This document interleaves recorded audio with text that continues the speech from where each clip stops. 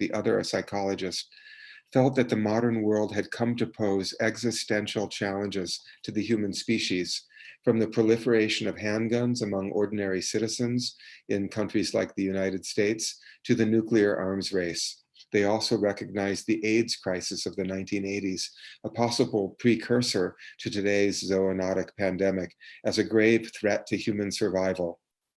They understood that human beings could not evolve biologically in the short term in order to respond to threats we had created through our own cultural and technological advances.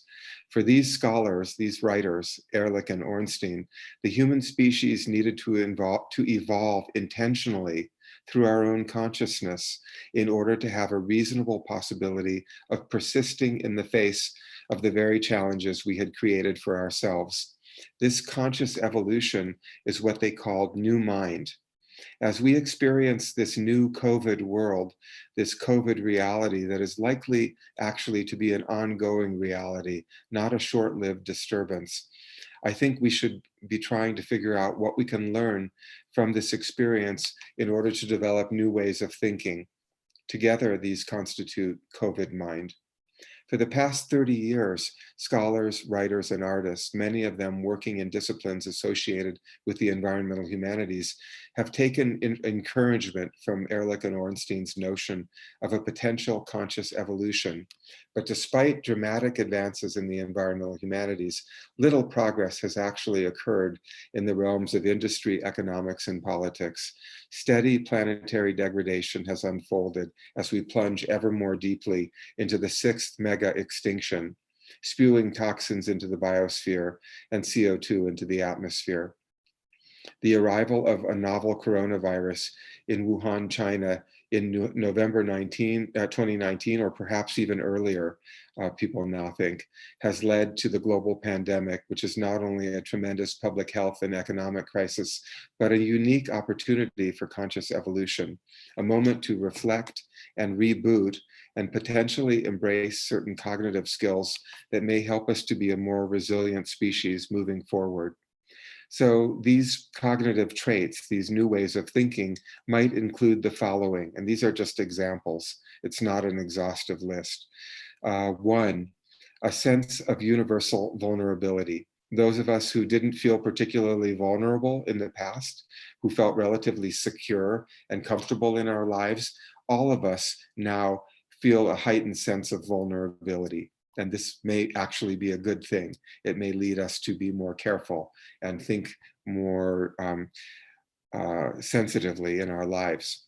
Number two, a heightened awareness of the human mind's insensitivity to exponential and potentially catastrophic change. That again, to be aware that we are insensitive to exponential changes of various kinds, including the development of the COVID pandemic and various other phenomena, such as extinction phenomena and global climate change. Number three, a growing awareness of that our interactions with the animal world have genuine consequences for human beings. Zoonotic transmission of diseases are, I think, a prime example that as we expand into habitat used by other species or have other types of interactions with these animals, that it not only has an impact on those other species, but on our own species. And then number four, an appreciation of what it means to put on the socio-cultural brakes and change the way we live. All of us who've experienced lockdowns and changes or disruptions in our lifestyles have essentially put on the brakes and very suddenly stopped our normal ways of living. And this may in fact be what we have to do in order to rehabilitate our relationship with the planet. We are experiencing that not because we invited it, but because we've been forced by the pandemic to appreciate what it means to put on the brakes in this way. At a time when corporate and political forces are pressing desperately for a return to normal, I believe we should use whatever social support systems we have available to us as a way of stabilizing those in our societies who are most economically and medically at risk. But at the same time, I think we should recognize that there will never be a truly post-coronavirus world. We will never go back to the same normal as before. Even an eventual vaccine and a widely available and effective treatment protocol will not free us from other zoonotic threats. For the sake of our species and for the sake of the many other species with whom we share the planet, I think we should use this moment as an uninvited but nonetheless necessary opportunity to practice new ways of thinking, to consciously evolve. The COVID world is also the climate change world, the world of mass extinction and devastating toxicity. We must learn to live with and within this reality. We must mind COVID, not merely overcome it. My own experience of the current crisis is paradoxically one of normalcy and peril. When people ask me, how are you doing? What's your life like these days? It just occurred to me to start saying everything is strangely normal, and yet I also feel this increased sense of peril. Of course, there's nothing normal about the constant barrage of information about the public health crisis, the suffering of so many people who've contracted COVID-19 disease, the strain and despair experienced by those serving these patients as medical personnel, or the desperation of those who are suffering from intensified economic distress and hunger. And yet, for those of us who've experienced our home confinement, our self-isolation in relatively good health, and who've managed to continue our working lives remotely, there's a strange kind of normalcy to our lives, even in the midst of the COVID crisis. Yet I still find myself thinking about the peril of our species in a more acute and visceral way than is normally the case, even though I know the world is always fraught with peril, with risk and danger, with uncertainty. What we need to carry away from the current moment is the powerful idea that so-called normalcy and so-called peril coexist in uneasy tension. Today's paradoxical mindset of both normalcy and peril should be part of the COVID mind, a way of thinking that helps us to be sensitive to the serious threats we and others face in the world, even if we do not feel ourselves to be in immediate danger of suffering death or loss in a given moment. While there are many people throughout the world for whom peril is an enduring condition of life, what's different about the COVID world is the general sense of peril that now crosses the usual boundaries of race, class, gender, and culture.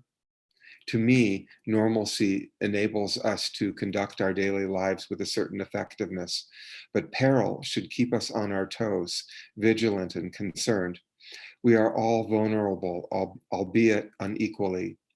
Pramod K. Nayar from the University of Hyderabad, in a recent book called Eco-Precarity, points to Judith Butler's argument that our lives depend upon precarious environments, people, and processes. Ironically, the vulnerability of human lives threatened during the COVID-19 pandemic has also reminded us of the precarity experienced by other species, including the endangered pangolin, thought by some, and there's a link here in the Bifrost article to an article by Tom Van Doren from Australia, arguing that the pangolin may be one of the possible sources of the emergence of COVID-19.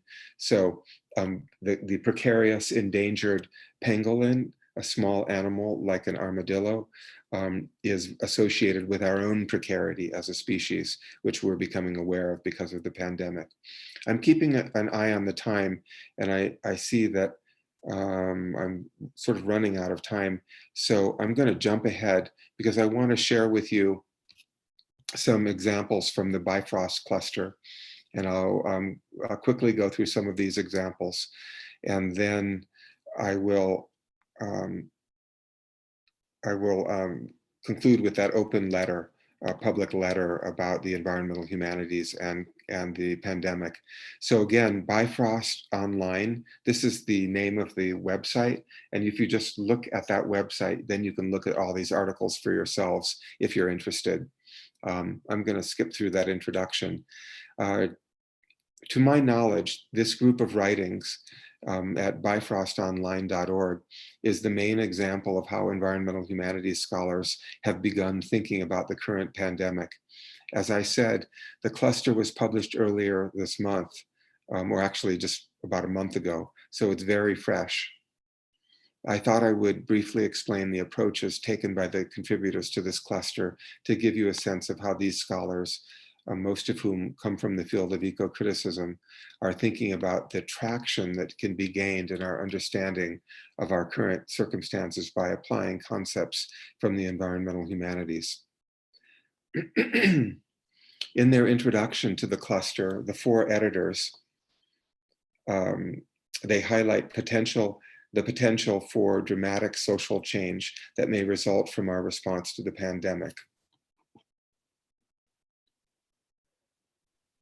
They acknowledge that it's much too early to say whether such transformation will occur, but they claim that the current crisis is helping to clarify the global economic system that is based on what a scholar named Jethro Pettit calls, quote, unjust economic relations at all levels and in unsustainable patterns of consumption by the North and by Southern elites, end quote. The editors state that genuinely transformative system change will require much more than the forced austerity and GDP deceleration of a short-term social experiment that we have neither planned nor completed. Our ability to combine unexpected lessons from early 2020 with other knowledge and neglected wisdom may be central to societal transformation, but only if we can apply our understanding with the vision and the will to level or erase systemic obstacles that reinforce one another socially, culturally, politically, and economically, end quote. In other words, the thrust of this new publication, this cluster of articles, is to try to imagine some kinds of dramatic new ways of thinking about our human selves and societies, working in an integrated, holistic way to combine disciplines and cultural perspectives. I'm going to skip ahead a little bit. So one of the first articles in the cluster is by Greta Gard, prominent ecofeminist scholar. Her piece is called "The Coronavirus as Messenger," and it asks the question, quote, what if the coronavirus is a messenger awaking humans to our material interbeing? So she uses this phrase, strange phrase, interbeing, our interconnectedness and coexistence with other living beings. Greta Gard was the original author of the public letter to environmental humanities colleagues and the broader community about how we might change our lives in response to the pandemic. And she writes in her article about coronavirus as messenger, quote, perhaps the pandemic letter can function as a mindfulness practice, helping us notice the ways that stepping back from overconsumptive anti-ecological behaviors are often conflated with self-denial, as we who are is entangled with the behaviors of consumption and transport that contributed to the pandemic. If we give up those behaviors, who will we be? She then turns to discuss what she calls sustainable happiness. What does it mean for us to live happy lives that are also sustainable, not unsustainable, unsustainably happy lives? She relies on Buddhist theories of mindfulness, queer eco-theory, and the concept of interbeing, or a new idea of selfless, interactive coexistence with other inhabitants of the earth. So queer eco-theory critiques heteronormativity, the idea that heterosexuality is the only proper or normal way of thinking and behaving. And queer eco-theory, in its critique, challenges heteronormativity for being anti-ecological in its hierarchical, dominating and non-egalitarian tendencies. Queer ecology, she points out, explores more fluidly connected relationships with the planet, with what some scholars have called ecosexual polyamorousness. And her essay has much to do with the scholarly field of posthumanism and its strong critique of the notion of human exceptionalism and isolation from other beings. In sum, she suggests that we might use the pandemic experience as an opportunity to receive messages from COVID-19 to profoundly rethink who we are and how we live in relation to the planet. Coexistence with the non-human is also a key lesson from the pandemic expressed in Italian scholar Serenella Iovino's essay, Women Who Swim with the Whales, COVID-19, Ecological Disaster, and Dialogues Across Species and Generations. Some of the other contributions to the Bifrost cluster of essays by people like Kate Rigby from Australia and the UK, and David N. Pello, and Jody Adamson and Stephen Hartman focus particularly on questions of environmental justice and the plight of marginalized human communities that have come to light and been accentuated as a result of what we're learning from the pandemic. And I don't really have time to read all of this, except I wanted to point out this concept from Joni Adamson and Stephen Hartman of syndemic, which means that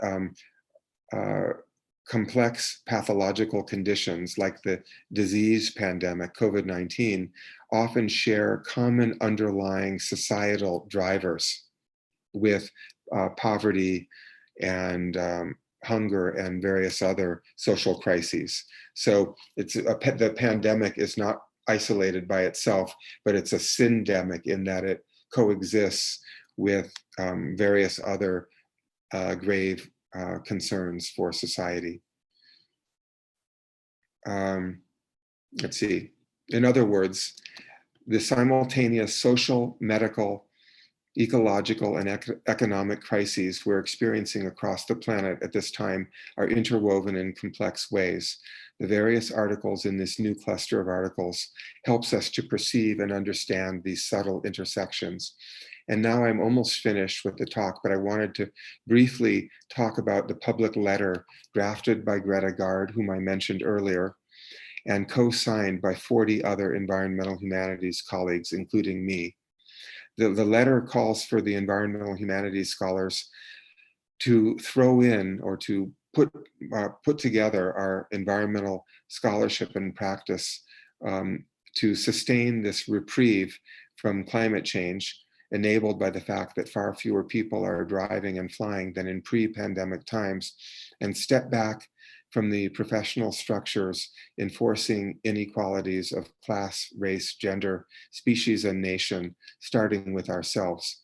Let's commit, the letter continues, to limit flying, to limit our driving, to schedule our professional meetings and conferences as much as possible on the internet, like this colloquium that we're participating in right now, to eat ethically, ecologically, and locally sourced foods. So to me, the most poignant paragraphs in the open letter read like this, and here they are highlighted in yellow. These are challenges to our fellow colleagues and to ourselves. Limit your flying to conferences. If your articles, presentations, classes, arts, and activism mean what you say, this is the moment to show it. The enforced constraints of the present COVID-19 pandemic have revealed to us just how much we can accomplish without elective travel for physical meetings.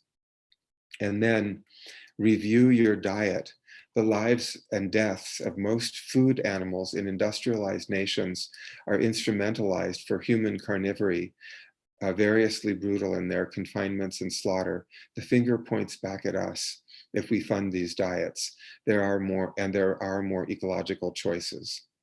This letter, which is published among the essays included in the Bifrost cluster and will also appear in various other publication forums as well, is a powerful example of environmental humanities scholars stepping outside of their usual scholarly practices to encourage specific behavioral changes that we and our colleagues have the power to enact in our own lives. The letter also uses the moral authority of a large group of scholars in the field from various countries and at various levels in the field to urge the international community to consider making adjustments in our collective way of living and doing our work, a collective way of living and doing our work in order to learn from the pandemic and try to make the world a better, more sustainable place. I hope my comments this morning have been interesting and relevant to the larger focus of this online colloquium. By joining today's event on Zoom, you too are participating in the new wave of light footprint, ecologically and pandemically sensible professional work. Thanks for your attention to my remarks. And now I hope we can have some conversation about any ideas that this may have prompted for you. Thanks again. Thank you, Scott. That was a wonderful talk that you have given. And I'm happy you have surveyed the way English studies have evolved over a period of time. Yes, in 1990s, when I was doing my post-graduation, we used to think that English departments are more like an ivory towers, elite ivory towers, and have very less communication with the outside society. From that, I think today we have evolved where even in India also, English teachers and professors are becoming more and more environmental activists. In fact, this year, after our Vice Chancellor is a geologist, and he encouraged a movement that has taken place to protect the rivers in the country, led by Sri Rajendra Singh, the waterman of India.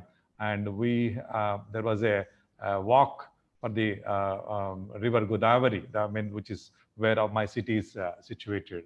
And so we hosted that, and as you said, it's right that geologists, zoologists and English teachers, all of them have come together to address this issue.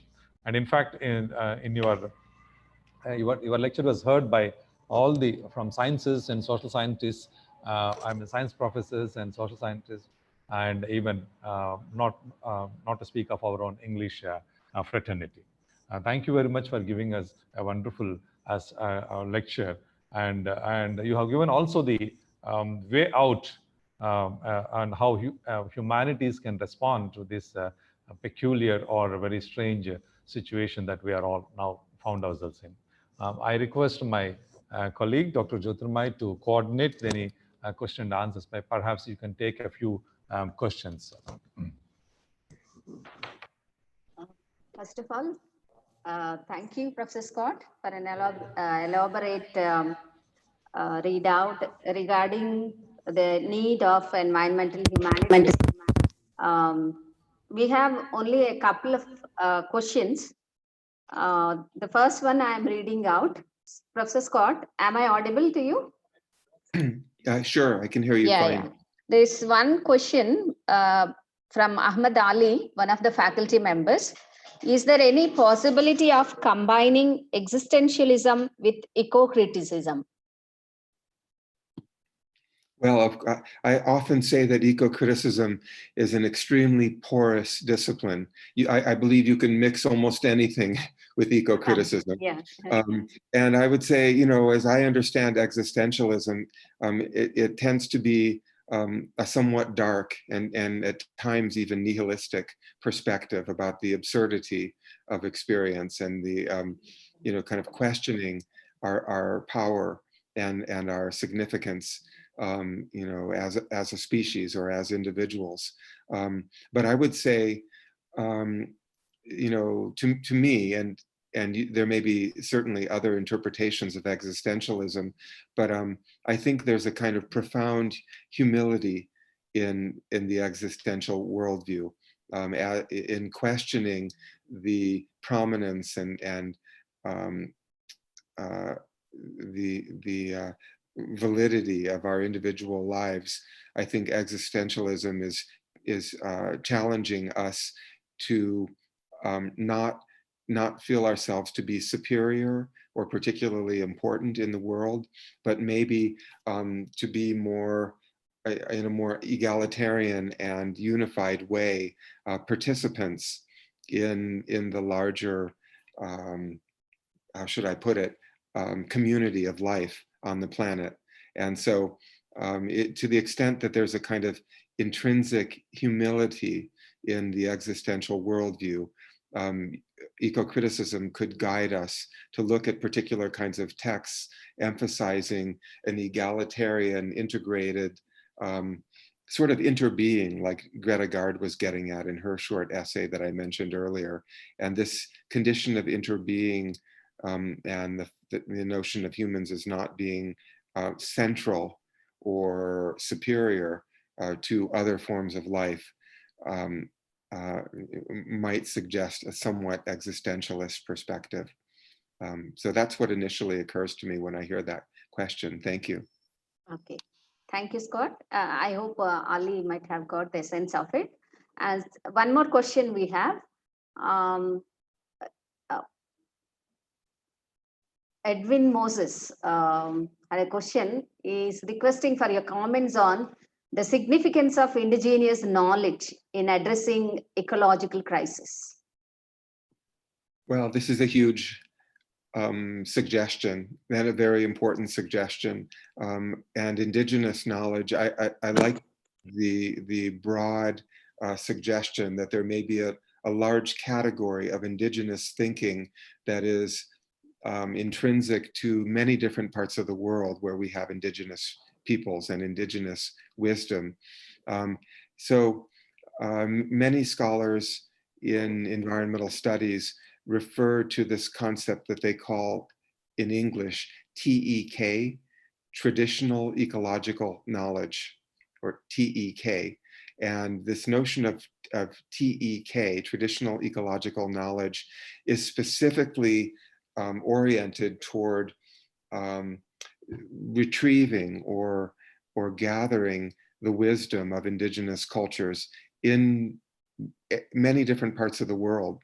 And from maybe tribal cultures in India to traditional philosophies in Japan to Native American thinking in North America and throughout the Americas.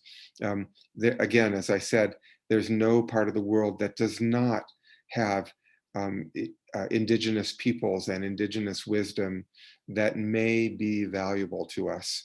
At the same time, I think it's important for us not to kind of blindly and reductively, in an oversimplified way, assume that all traditional knowledge is better because it's traditional. There's a tendency to romanticize traditional wisdom as well.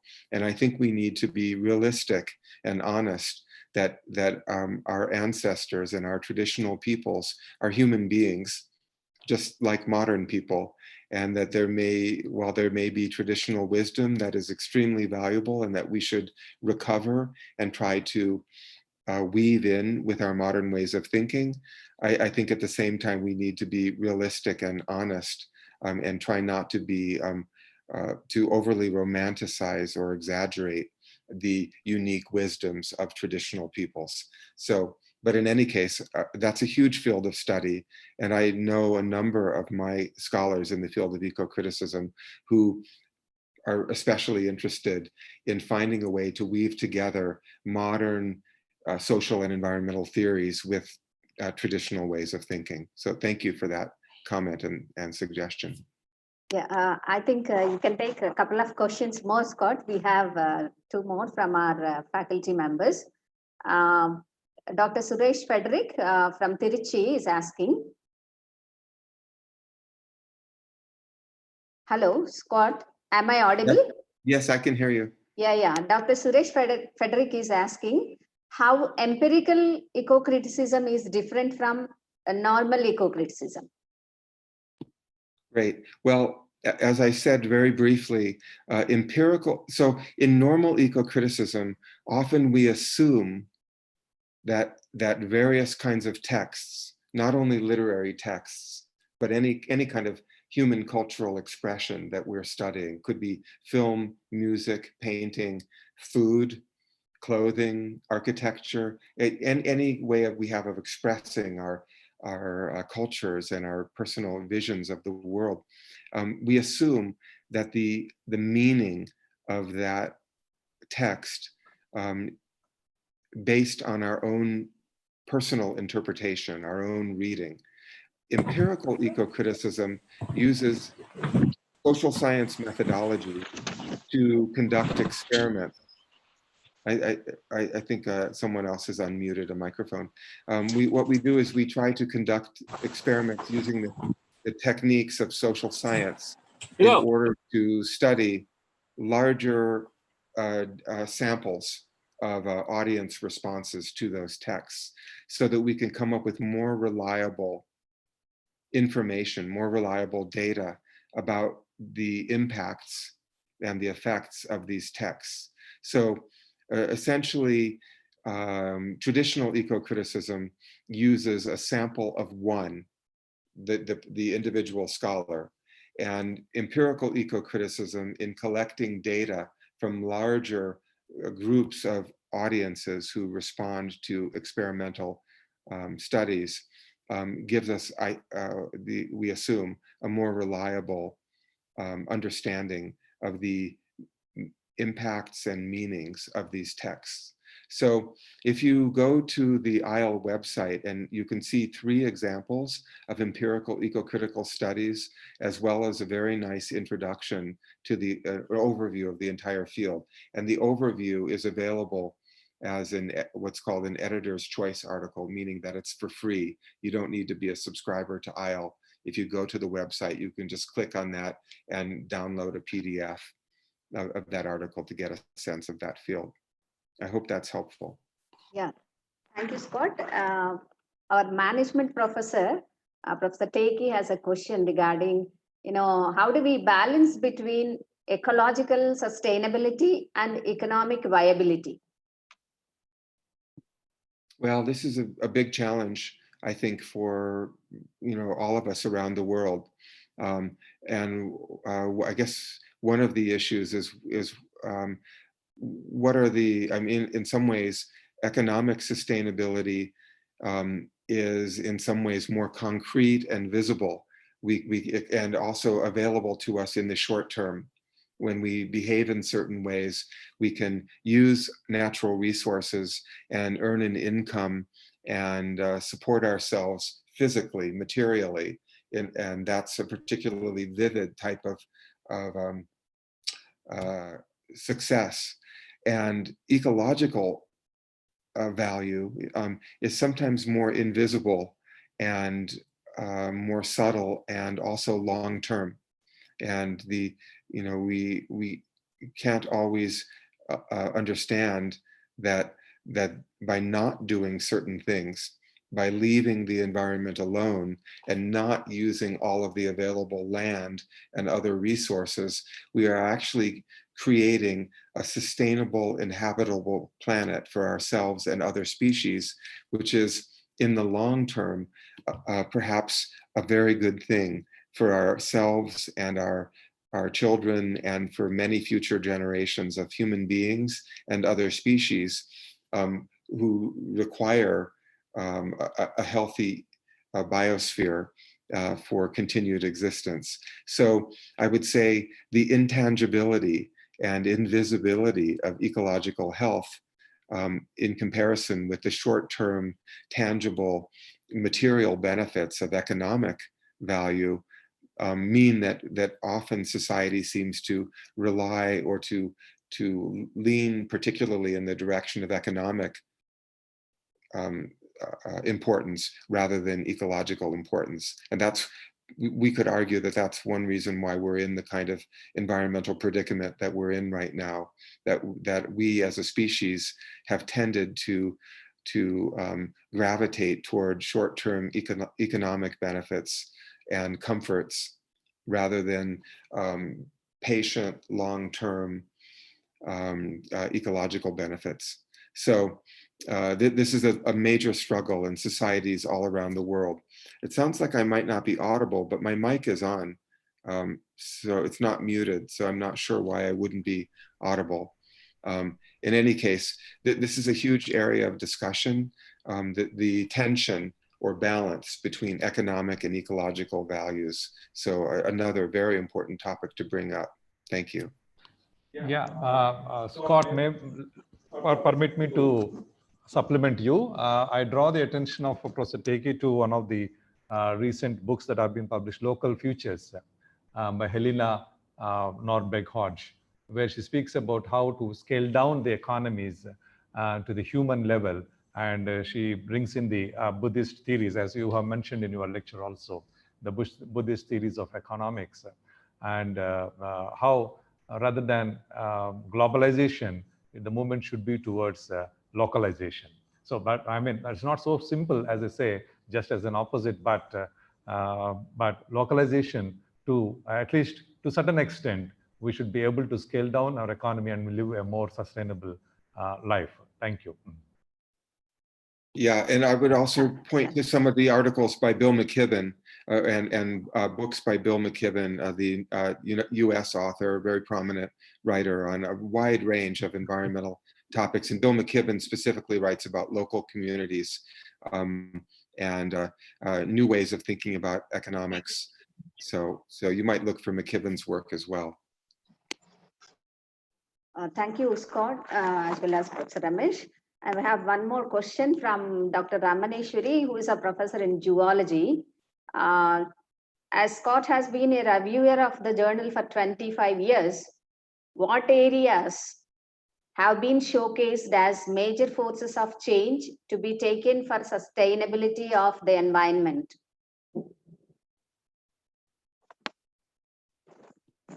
Hello, Professor Scott. Hello. I'm thinking about it. Yeah. Did you get the question? Yeah.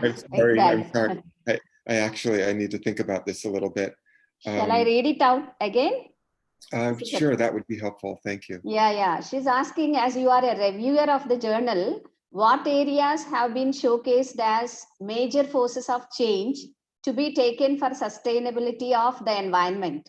What are your observations as a reviewer of the journal for quarter century or so? Yeah. Thank you. Well, the issue of sustainability. It's often an implicit kind of embedded concern in these articles that there's a yearning for ways of making human society more sustainable, enabling us to live in better harmony or balance with the planet. But I don't know that a lot of the articles in ISLE, and we've published more than 700 scholarly articles during the years when I've been the editor-in-chief of this journal. And a lot of them have not really focused on issues of sustainability explicitly on the surface, but there's a general ethos of sustainability, a yearning to scrutinize and explore the meaning of human life on the planet, and often to critique certain tendencies, individual tendencies and societal tendencies that interfere with sustainability. It would be very difficult to, just in a brief answer, and I only have a minute or so to do this, to outline all of the nuanced examples of ways of working towards sustainability in the journal ISLE. But there are a number of approaches that have been published in ISLE that have specifically criticized our tendency to be anthropocentric, excessively focused on our own well-being, our short-term obvious material well-being, and not necessarily understanding the deeper, perhaps more fundamentally important health of our relationship with other species and with the planet. And so this critique of anthropocentrism and the critique of what some people call our ecophobic tendencies, our dislike or our discontent with the natural world. The scholar Simon Estock from Canada and more recently from South Korea, has put forward this idea of ecophobia. And he claims that many of us live in an ecophobic way. We may think of ourselves as lovers of nature, but if you look at our lifestyles, we are actually behaving in ways that are oppressing and disrupting the natural world. And so a number of people in the pages of Isle have written about ecophobia as this broad tendency that interferes with our efforts to achieve a more sustainable society. So I realize we have to get on to the next lecture, and I appreciate all of these very good questions and comments, and all of you who've been paying attention to my talk and to my remarks. And so thank you very much, but I don't want to take too much of your time because I know that I'm just the first act of this colloquium. So thank you very much. And thank you, Scott. One last question I have. Because I've been reading some of the books on eco-criticism these days, I observed that it is being portrayed that Christianity is in a way insensible in caring the nature or the environment. Maybe because it preaches that do not worship the creation but the creator. What do you have to share in this regard? Well, I think it's difficult to make only a single comment about any cultural tradition or any religious tradition. I think even within Christianity, there are certain denominations or sects, subgroups that are particularly oriented toward respect for the natural world. And I would point your attention to the Franciscan tradition, the tradition of Saint Francis of Assisi, which is very much a nature-loving, nature-caring point of view. And so years ago, I read an article by Baird Callicott, one of the famous scholars of environmental ethics, in which he was responding to Lynn White Jr., who wrote a very famous essay called as I recall, the biblical origins of our environmental crisis. And Lynn White Jr. specifically called out or criticized Christianity and certain passages from the Christian Bible as being exploitative and domineering toward nature. And Baird Callicott, in his article, said, that particular point of view is not the only Christian point of view. There's also the Franciscan tradition, which is much more benign in its and positive in its thinking about nature. So, I would mention that in particular, but there are many other very important religious traditions, and I see quite a few scholars writing in powerful ways about the lessons we can gather from various religions. And this would include traditional and even tribal worldviews and theologies that help us to think more deeply about our connections to the world. So, the Latin roots of the word religion, religio, are all about connection. Legio is Latin for to connect. And so when I think of religion, I think of it as a way of thought that helps us to understand our connections to existence, including the planet. And this would include not only the Christian tradition, but many other religious and cultural traditions. Thank you, Scott. It's a good explanation that you have given. Thank you very much for being a part of this colloquium. And our faculty have actively interacted with you. But for the time, we could have presented some more questions, because our Vice Chancellor is going to give the next session. We have to close the question and answer session now. And I thank you very much. And now I invite Professor Ramesh for concluding remarks on this particular session. Yeah, thank you very much, Dr. Jyotirmay. And Scott, really great thanks to you, because This is the second time. I think this time I think we did not keep you awake for long time, because you can go to bed now after this. But because last time you gave your lecture at the middle of the night for the benefit of our student, okay, during the conference. So thank you once again, and I hope even though I mean we are meeting online, I think I hope we can find some time to come over to India and address our students, and maybe we can do something big on this. Thank you very much for being with us. Thank you. Thank you very much. Yeah, thank you. Bye-bye.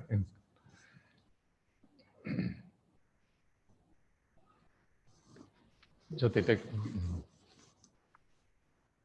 Now it is time to listen to the head of our institution, Professor Mokka Jagannath Rao Garu, Honorable Vice Chancellor. Before Sir takes over to present, I just want to give a brief introduction for Vice Chancellor, who is a relentless teacher, ardent researcher, and enthusiastic environmentalist. Our Vice Chancellor, Professor Mokka Jagannath Rao Garu, is educated in India and abroad, and he got his master's in engineering from University of Alaska, USA. He got his PhD from Andhra University in Visakhapatnam in 1985. Later, he joined his career as assistant professor in the Department of Geology, Andhra University in 1986. And later, he was promoted as professor and head of the department from the same Department of Geology. A serious researcher and academician, is having more than 3 years of experience in both teaching and research. He has published nearly 150 papers in national and international journals. A teacher's work is revealed through his number of his research scholars. Sir has 33 scholars who worked and got awarded PhDs under his guidance. And they are not only from geology, but also from computer science, geoengineering, geophysics, and allied physics. He has a strong research collaboration with various organizations from USA, Canada, and Australia. Has completed 8 funded projects from the leading funding agencies of this country, including DST, UGC, CSIR, DOD, APMDC, DMR, TUF, MO, Ministry of Earth Sciences, ISRO, and ONGC. Sir has got consultancy projects from ONGC. They are huge projects, and studies on Holocene evolution of Mahanadi Delta, studies on land subsidence due to hydrocarbon exploration and exploitation at KG-BG Basin, AP, using remote sensing and field studies. Sir has a vast experience in administration besides the academic record. He held various administrative positions like Director for Information Management Center, Andhra University, Visakhapatnam, Dean for PG and Professional Examinations, Director of International Student Affairs, Andhra University, Director for Delta Studies Institute, Chairman for Board of Studies, Department of Geosciences, Ambedkar University, Srikakulam, and Head of the Department of Geology, Andhra University, and many, many others. He has filed a patent entitled An Inventive Model that explains the genesis of Bay of Bengal and Arabian Sea, which is under consideration. Sir got many awards and honors, including Dr. Sarvepalli Radhakrishnan Award, the Best Academician Award of the year 2019 by Andhra University. Sir was also awarded the Scientist of the Year 2017 by National Environmental Sciences Academy, New Delhi.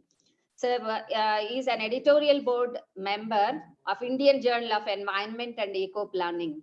And he is the member of various professional scientific bodies of national and international repute. And Sir is also one of the NAC assessors and many more.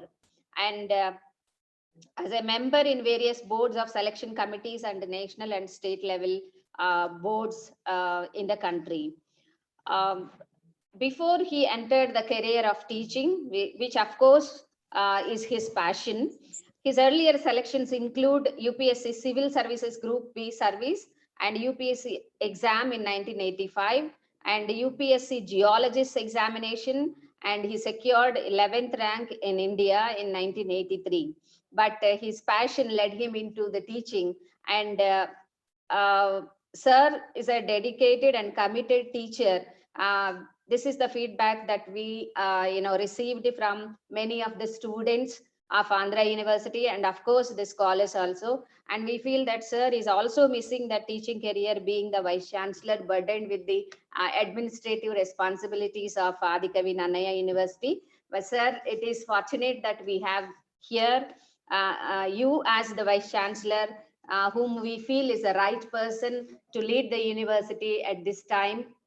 But for you, we don't know how this season of pandemic we could have led, because you have taken up and you have motivated us continuously to take up online teaching as well as organizing webinars, and all the departments were doing that, and we don't find any difference even in the days of lockdown, and it is all due to your great personality. Above all this, Sir is a very amicable and friendly, humane personality who encourages each and everyone according to his or her capabilities to do anything with whatever we go forward and submit to Sir. Thank you, Sir, for being a support all these days in all the activities we are taking up from our university side. With these few words of introduction, Sir, now I welcome you to give your session, Sir. Oh, thank you, Dr. Jyotirmay. I hope I am audible to you. Yes, sir. Okay. After the lecture by Professor Scott about this eco-criticism of COVID-19 pandemic, now this is the time for me to present some scientific perspective of the environment and how this during this COVID-19, what is happening to the environment and what is the observations of a geologist.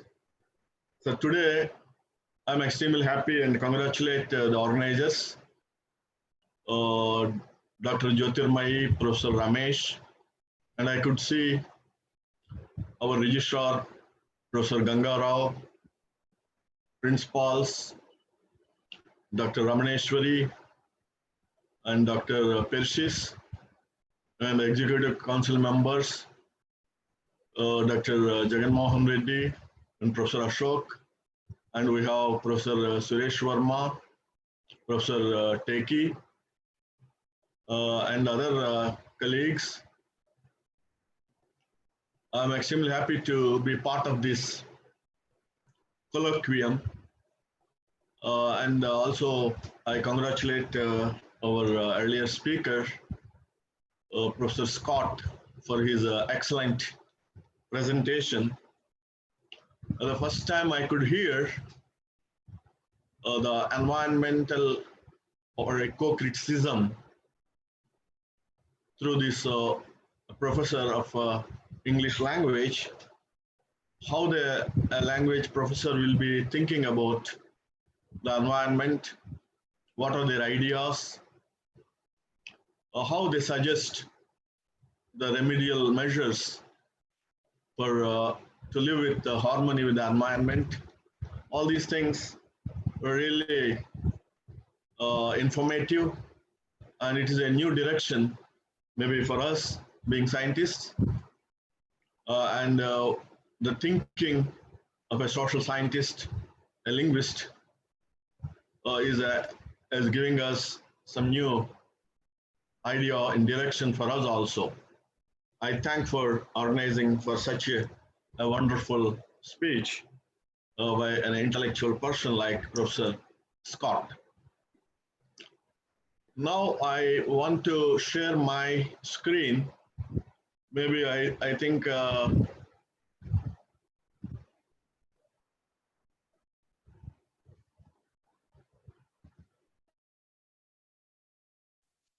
I think you'll be able to see this. Yes, sir. Is it okay visible. for you? Yes, sir. Oh, visible, okay. Okay. Yeah, sir, it's visible. It's visible. Yeah. So this is the title of my talk, COVID-19, the environment, observations of a geologist. So when I see this, being a geologist, I wanted to give you a small background about the geology.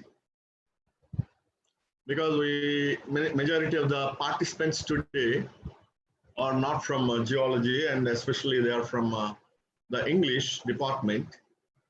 Maybe they maybe are interested to know some facts about our planet Earth on which we are all living. So when you see the planet Earth, when you cut it, you can see you have the crust mantle and the core, on which we are on the top of the crust. We are living on the surface, but we are exploiting the resources from the crustal parts. When you talk about the age of the Earth, because I want to tell you that the planet Earth is very old as 4,500 million years.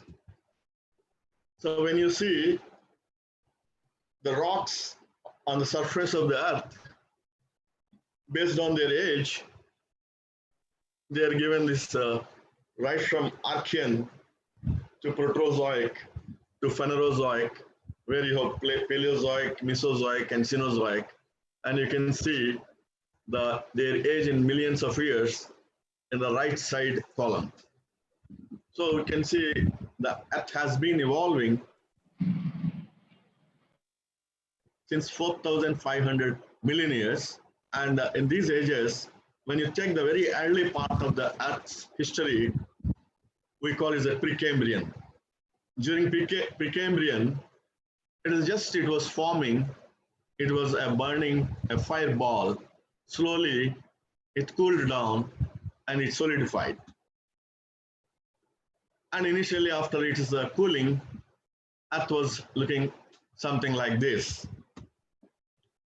Then slowly, an early Precambrian, after a later Precambrian, the Earth was full of volcanic activity. So it was still in the process of cooling. So these volcanoes were supplying all these gases into the atmosphere. There were no life forms were available during Precambrian. And after some time, what you call during Proterozoic, the primitive atmosphere and water bodies evolved. When the primitive atmosphere and water bodies evolved, very early forms of primitive life started living on this planet Earth. We call it the life of Paleozoic. Then when you see the planet Earth's geological evolution, each and every geological era was unique and famous for life forms. Suppose you see the Gondwana. It is about 200 to 250 million years ago. The entire Earth was having luxuriant growth of forests, because at that time, the atmosphere was rich in carbon dioxide.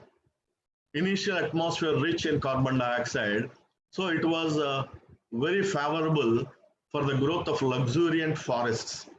You will be surprised to see that these forests were so thick, and the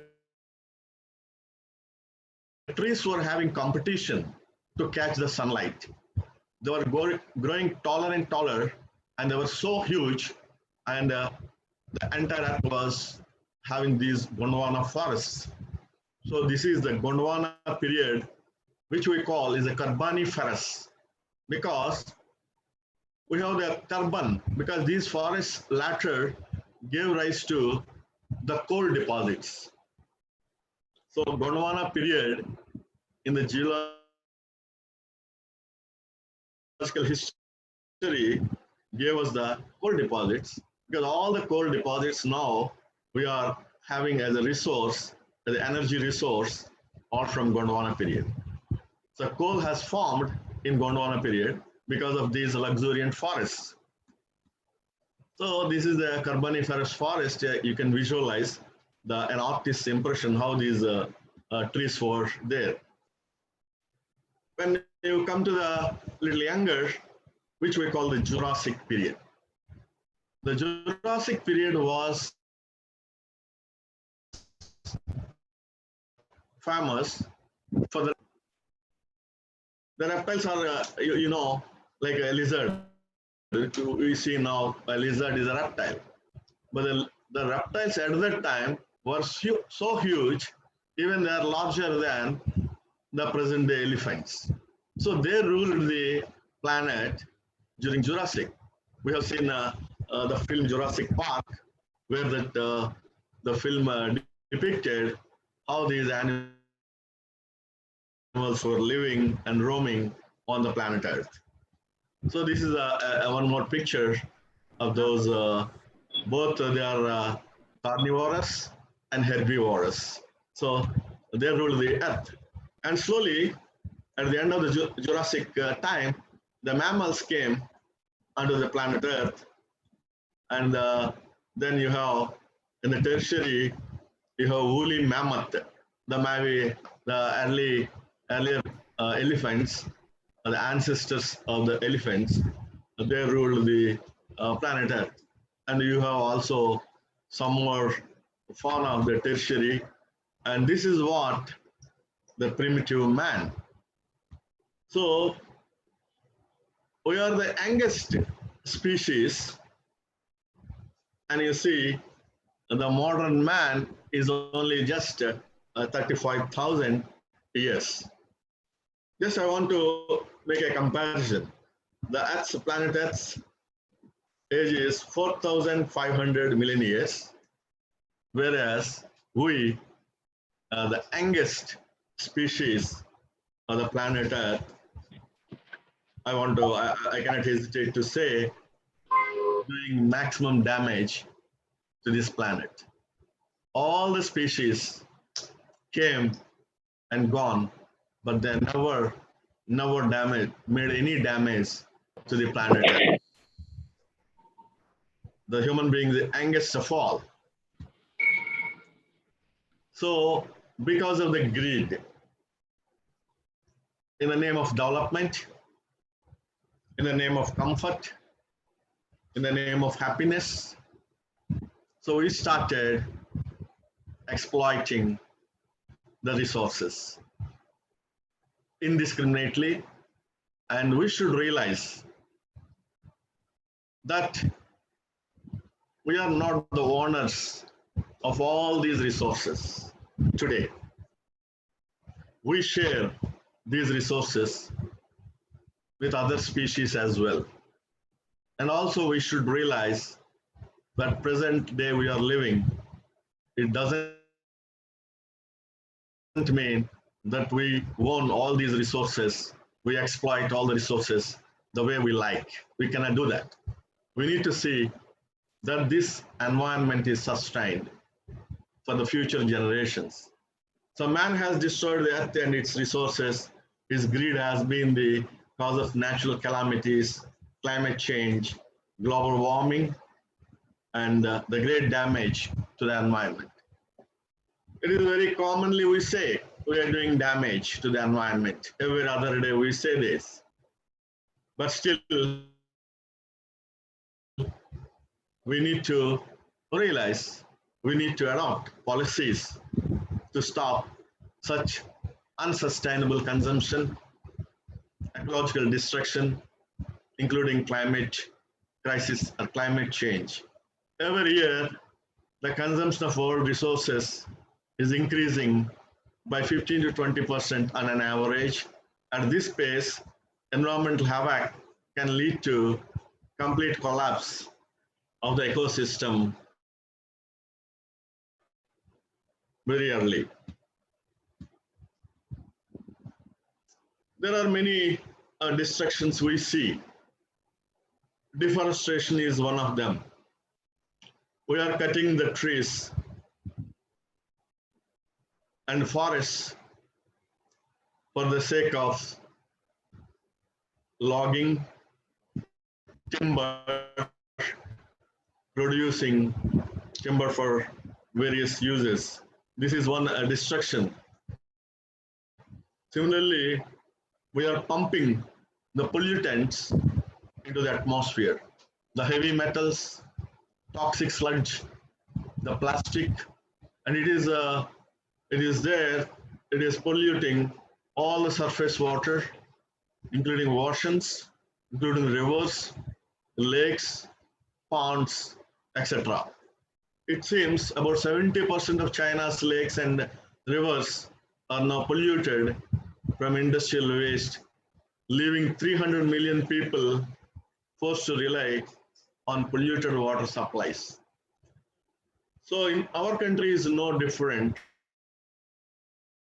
from China, and all our lakes, rivers, surface water bodies are being polluted. And unfortunately, the pollution is not being done. Only it is a very irony. The irony is we should realize the pollution is being done only by few people running the industries. So for their greediness, they're pumping toxins, toxic sludge to the atmosphere despite the environmental regulations, despite the law we have, which need to protect the environment, but still it is being done. So we need to think where the flaw is. Similarly, we have mining. Mining is another thing where we have to use the mineral resources. I cannot say, being a geologist, I won't say, but we need to stop mining. But mining needs to be done in a sustainable way. Active mining will be using drilling, blasting, and release fine dust and toxic gases into environment. Similarly, mining, when you have to mine an area, you have to remove the vegetal cover of that area. You'll be doing that. And so you have a great damage to the environment. Similarly, we have the urbanization. We are making the areas concretized. People are moving onto the urban areas and causing many problems, including there are a lot of environmental impacts because there is a resource crunch. People depend on these resources, especially the water and land, and because of the cramped cities, so it's becoming an environmental disaster. Similarly, we are making our air of poor quality. The air pollution has been an increase because all these industries are emitting a lot of toxic gases and particulate matter into the atmosphere. So we know what is happening to the cities nowadays, where this air quality index of Delhi is 625, which should be less than 50, in fact. Similarly, the rise of consumerism and a shift away from values of community and integrity and towards competition and materialism is another area we need to think about. The US Center of Disease Control and Prevention studies say that 60% of the known infectious diseases in humans are transmitted from animals. For years, scientists have warned that filthy farms crammed full of sick animals are breeding grounds for new antibiotic resistant superbugs. Now we have realized that the coronavirus is also one such virus came from these sick animals or by killing these animals. Environmental exploitation is harming mankind. Since the Industrial Revolution, our energy use has increased 25 times to feed our consumption, freshwater use 10 times, and land under cultivation and habitation has expanded. In the process, we have destroyed 30% of our tropical forests, and the wild animals, mammals, birds, fish, and reptiles. We are in fact, so in a period of greatest species extinction in the last 60 million years. When you see the geological history, there have been extinctions, but those extinctions are the natural.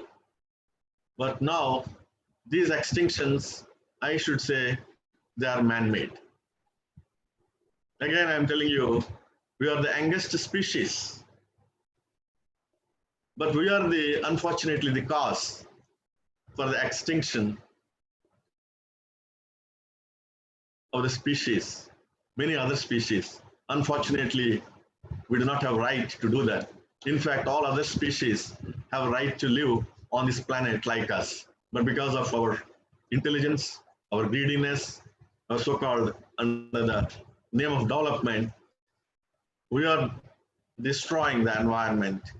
In turn, we are making other species just to disappear from this planet Earth. Another thing is the climate crisis is the most consequential impact of this greed.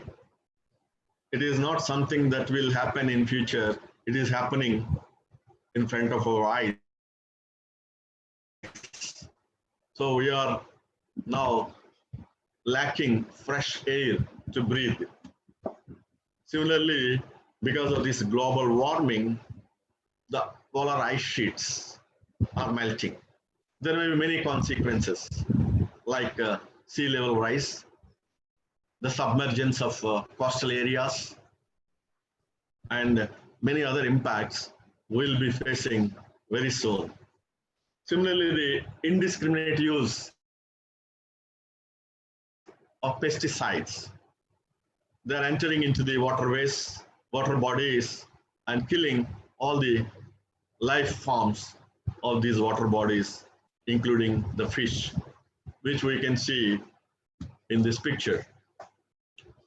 Inhaling a polluted air affects lungs and the most, as per the WHO, analyzing particulate matter in the air across the globe, that close to 90% of people globally were exposed to severely polluted air and about 7 million died. Another thing is the poverty. The people coming to cities, they're living in slums. The poverty is not like natural as rain or snow. People are made poor, kept poor. Poverty is a man-made disaster that demands an immediate response. Poverty is the mortal sin of modern times. Many dangerous viruses, infectious, are coming through the animals. They are transmitted to humans from other animals. There are no specific drugs for most dangerous human viruses.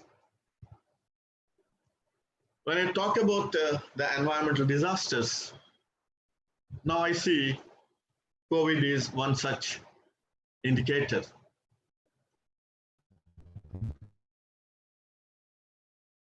That COVID-like disasters are about to come in future. As Professor Scott in his lecture said, post-COVID will not be normal as earlier. That is very, very interesting, very scary statement. The post-COVID world will not be the normal as earlier. That means we have to realize that post-COVID era, we need to be ready for such more pandemics, such more disasters, more problems for the common man. So that kind of situation will be prevailing. So it is an indicator, it is an alarm. So when 1.5 crore people are affected by the corona now, it is close to 11 lakh people being infected as on today. It is rising. The pandemic has caused the major healthcare system across the world to collapse. The economies collapsed. The systems have collapsed. And the higher education is no exception. The process of fighting the pandemic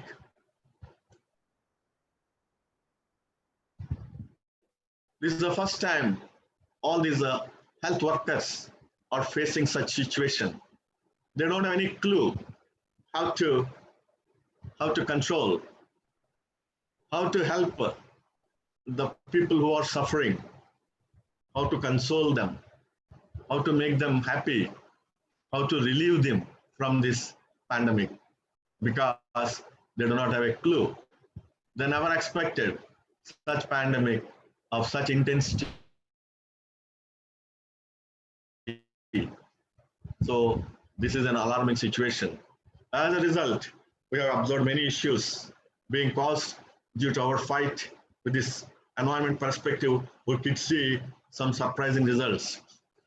The COVID-19 has given us some lessons because the system has been shut down. It is like an experiment. If the COVID is not there, it could not have been happened because we have been confined to our homes.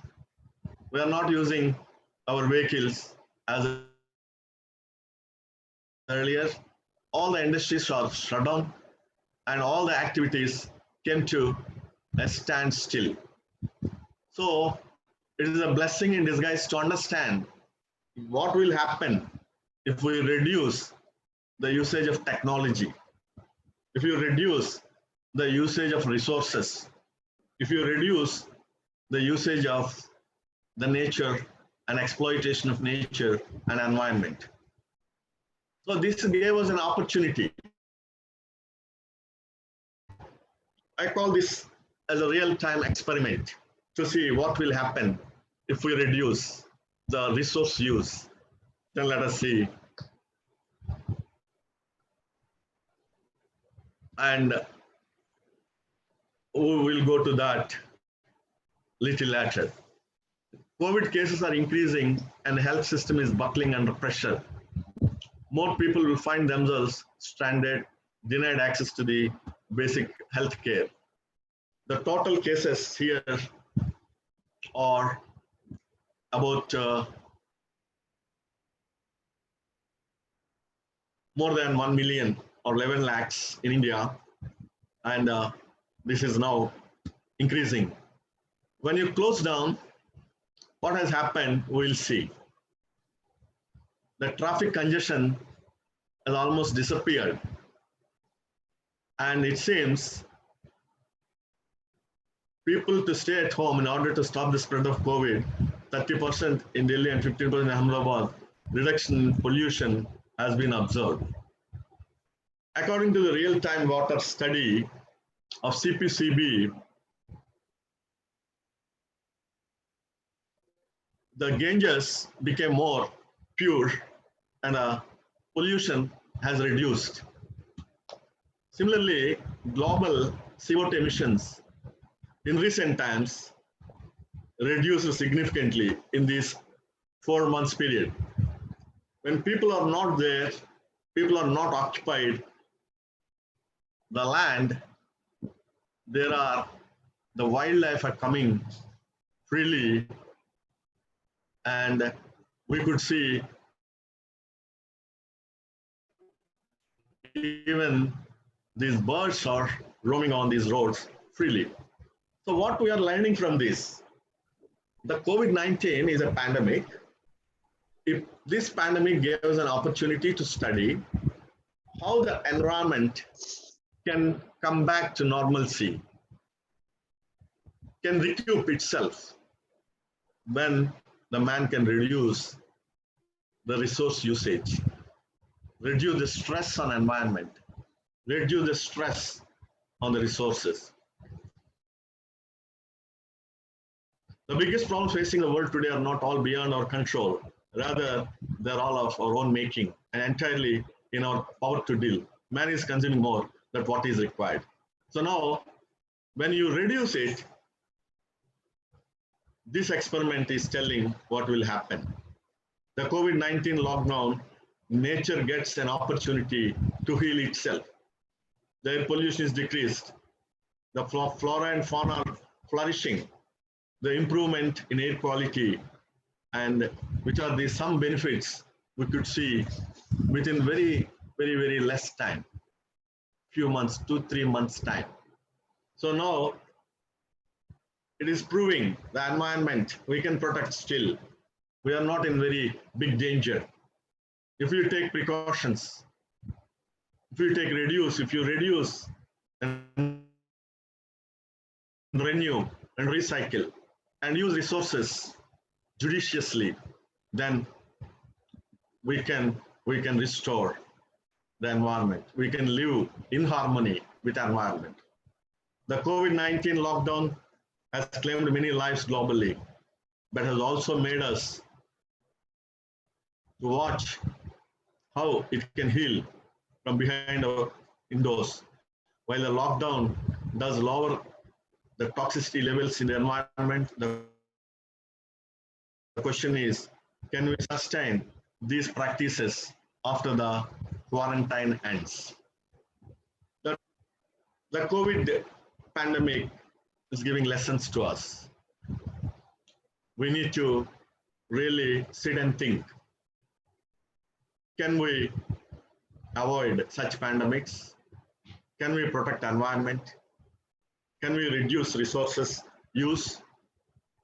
Can we protect the environment for future generations? That's what we need to think.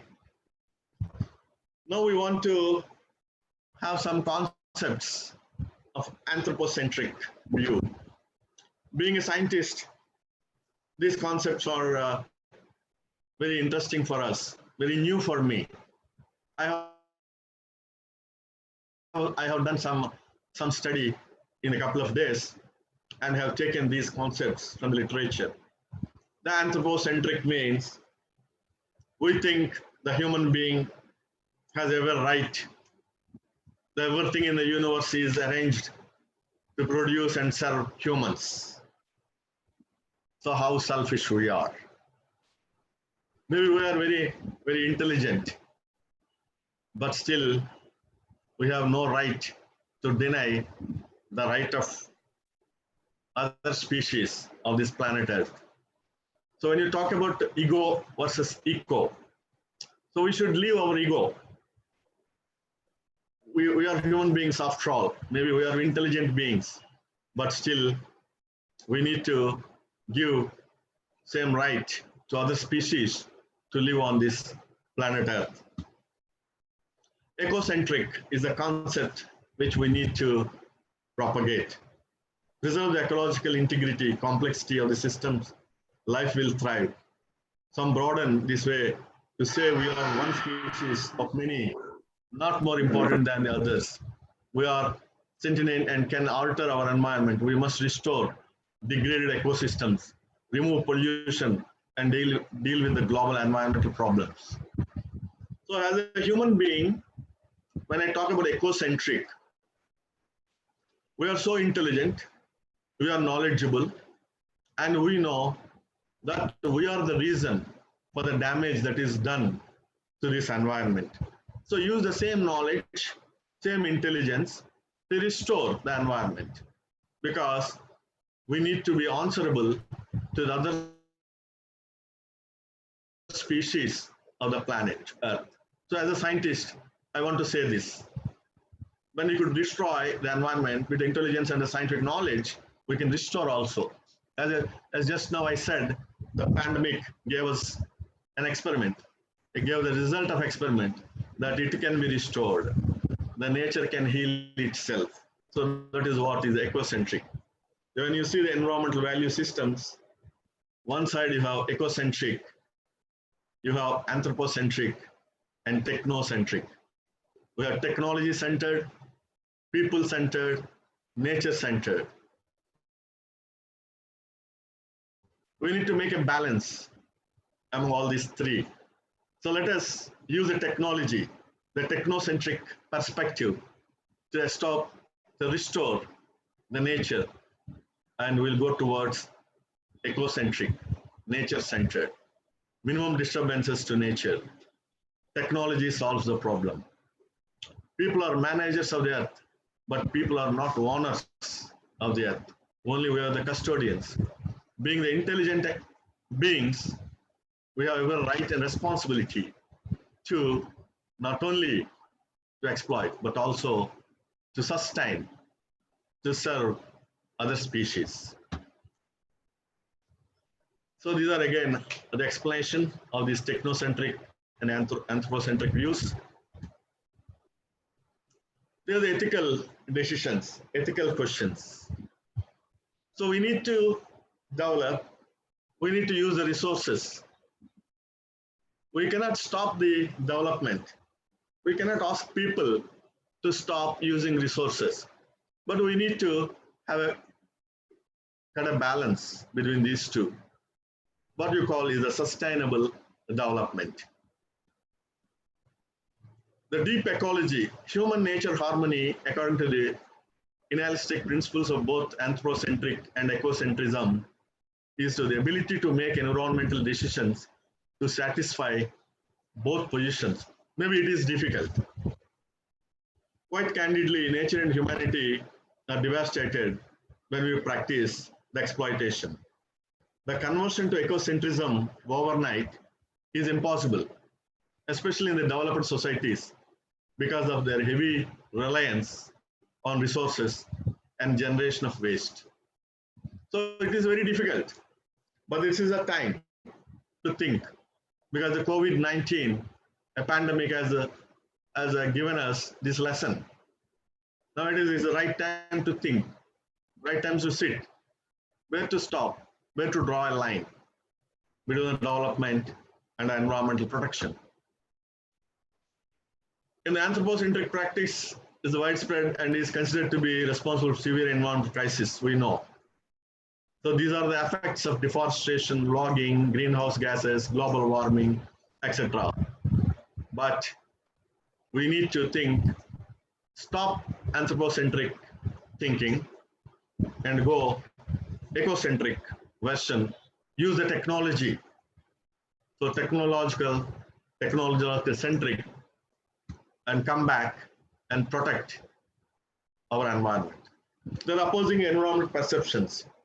Ecocentrism and anthropocentrism are recognized as one of the common ecological moral dilemmas very naturally. People who hold anthropocentric view acknowledge that we are the most powerful beings and our happiness is ultimate. The universe and all the resources belong to us.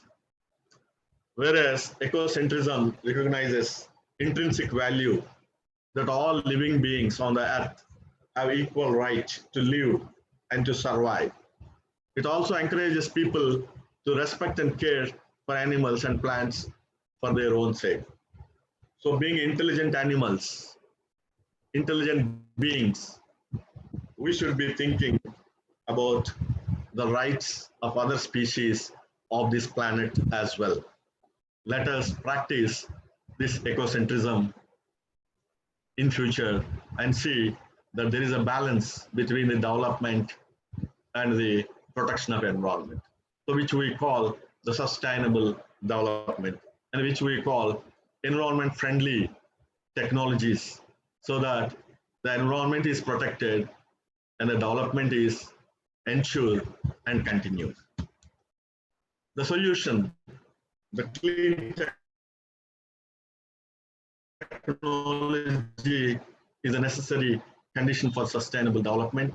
Human mentality transformation towards ecocentric solutions for sustainability.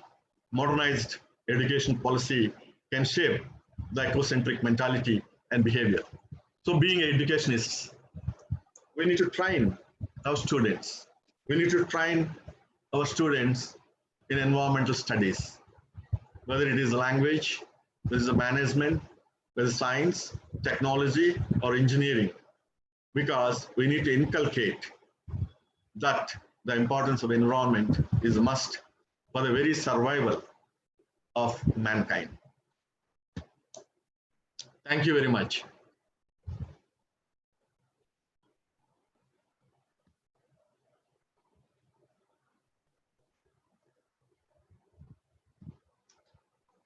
Sir, thank you very much for the very scintillating lecture. You have given us a comprehensive idea of the ecocentrism and, of course, anthropocentrism also.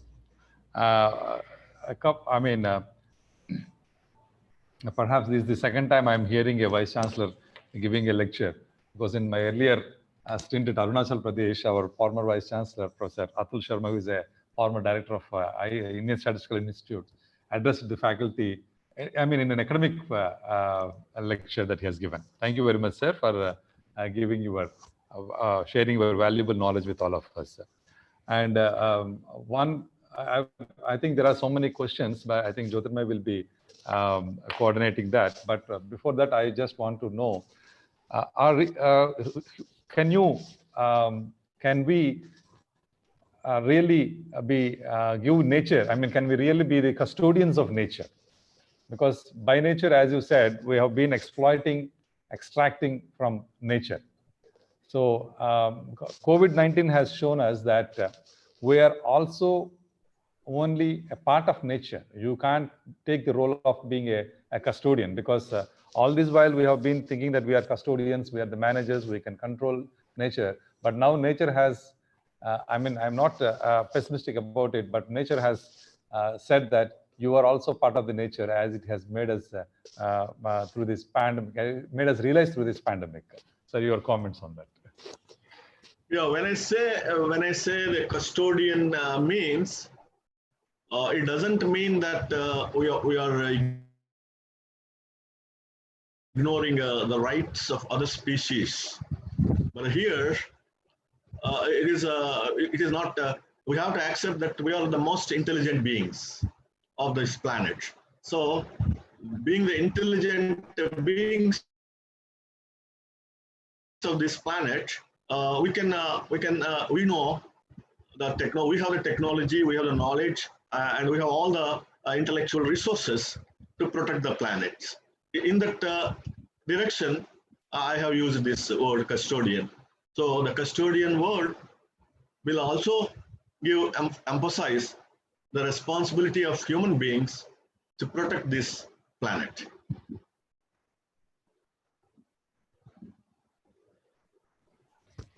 Jyotirmay, I think you can start the Q&A session. Yeah. Sir, we have one question here from Muhammad Ali. So, did our educational system fail to create more eco-sensitive generations, or do we need to reach that goal yet? Sir, can you repeat the question, please? Yeah, sir. Sir, am I audible now? Yeah. Sir.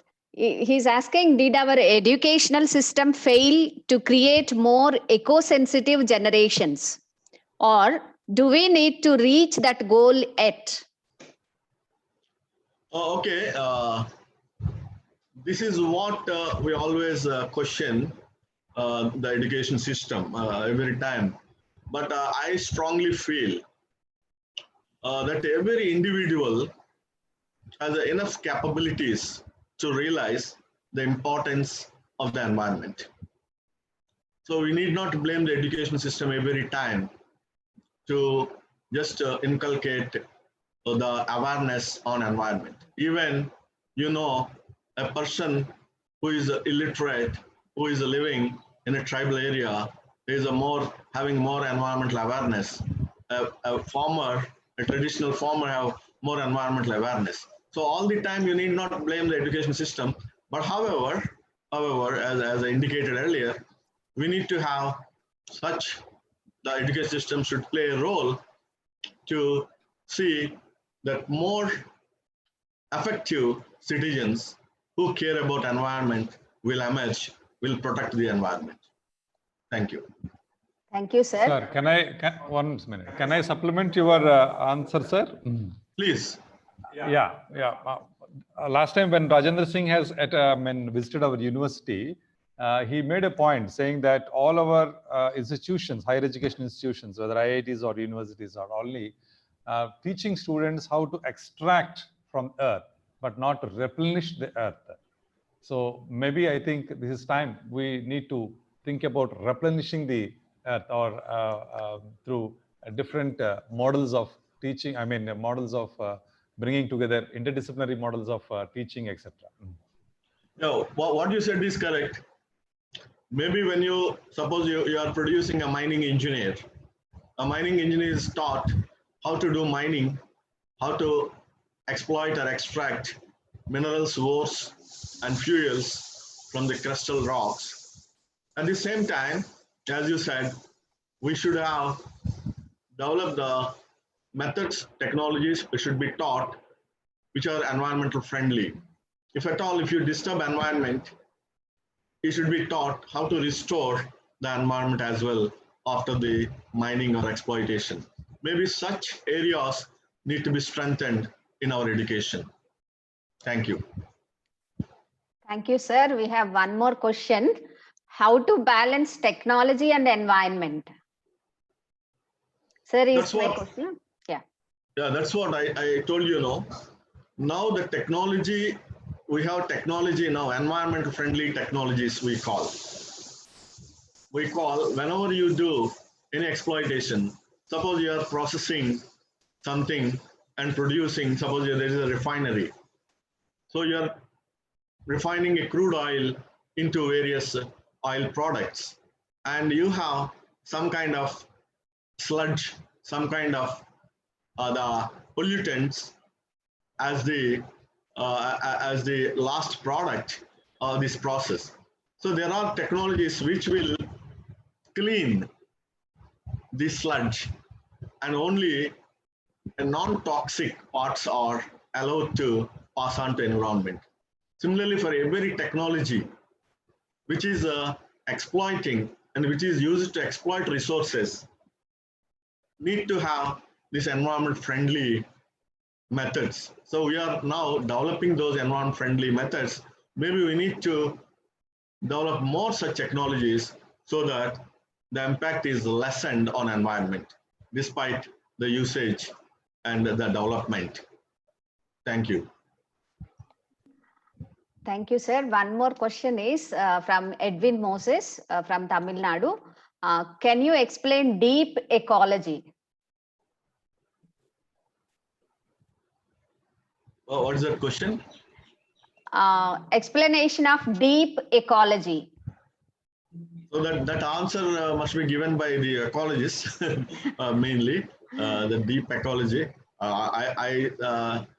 Maybe I suppose it is the explanation of that complexity of ecological system. I suppose. Okay, thank you, sir. As our registrar, sir, has gone on another assignment, which is very important, I have to give the concluding remarks for this session and all the colloquium. Sir, it is a very good presentation, and in the chat box, we have all appreciation for the well-organized presentation and simple, that is very interesting and brief to the lay people like us, especially for literature and arts background faculty and students. And you have given interested facts on origin of the earth, trees, animals, and the fact is more interesting to know that we are the youngest species of the earth, because people think that they are the masters of the universe and they are the seniors above all. And your catchy phrase like ego versus eco was very superb, sir. Because man is destroying the environment only because of his egocentric approaches instead of ecocentric, making them. And your statement that human being has been creating the age of unnatural extinctions.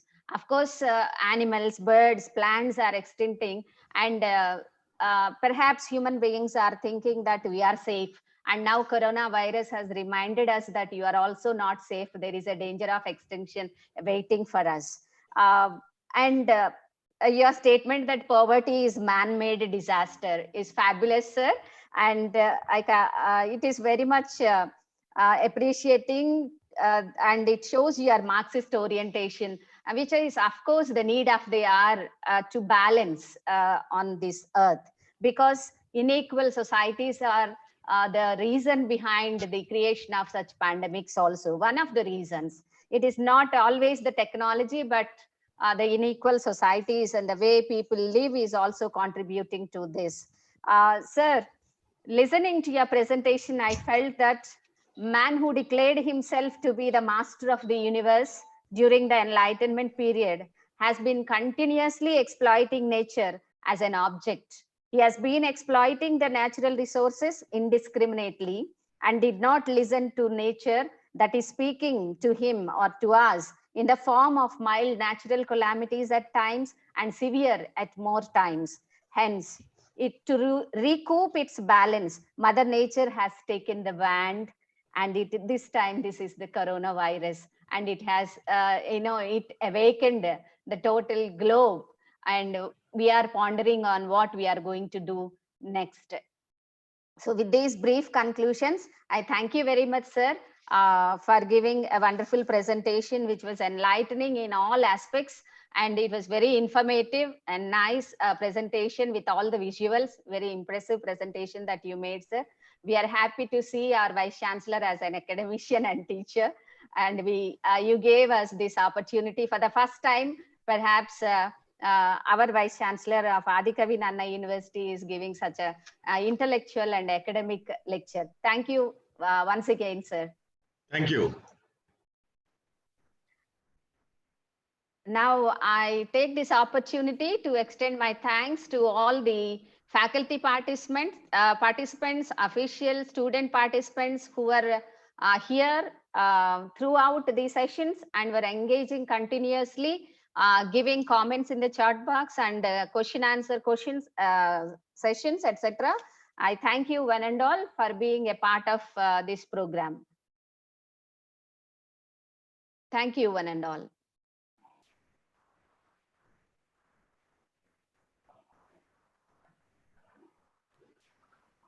Thank you. Thank you, Professor Ramesh. Sir. Thank you, Jyotirmay. Thank you very much, sir, for making it a day, a wonderful academic day. Maybe I want to know the comments by the participants at a later date. Thank you. Yes, sir. I will get back to you. Thank you very much. Thank you very much, sir. Thank you.